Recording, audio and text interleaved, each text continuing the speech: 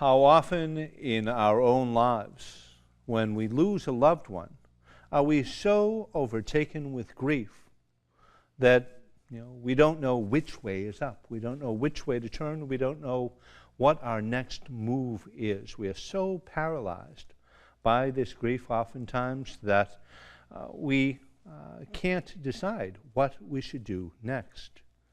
Mary Magdalene is at the tomb weeping over her Lord.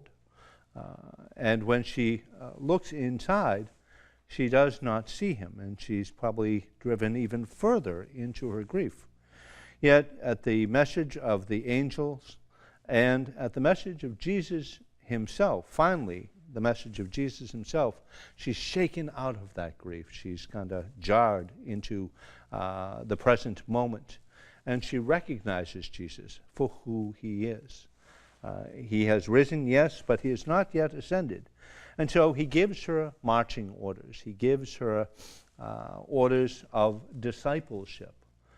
For to be a disciple of the Lord is to be an active follower of the Lord. And so when Jesus says to her, "Go to my brothers and tell them, I'm going to my Father and your Father, to my God and to your God," he is speaking of the ascension, and he's speaking of his further plans that she is to then carry as an evangelist to the others.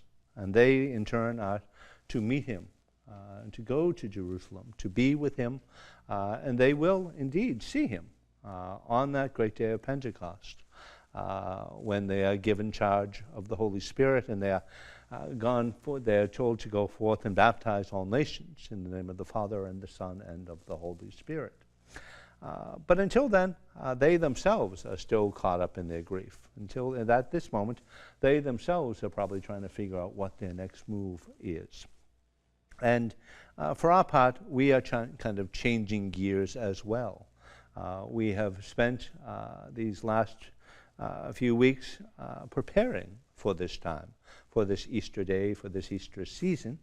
And isn't it glorious that we can extend the Easter mysteries, the Easter miracle, beyond the day and into a full season of faith. And when we do so with a full heart, with a new heart. And it is a heart full of love of God and love for God, to go forth and to spread the message, much like Mary Magdalene was called to do.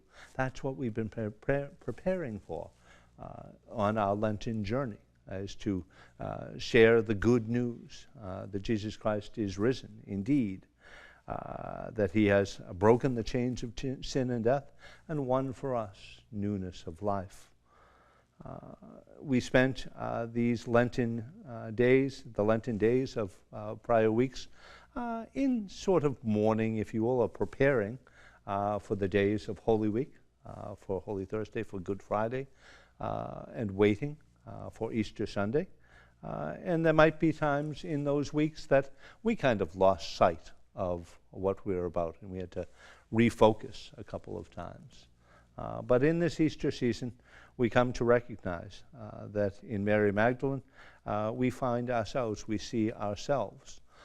For we are called, like Mary Magdalene, to go to others and tell them the good news of Jesus' resurrection, the good news that he has indeed broken the chains of sin and death and won for us newness of life.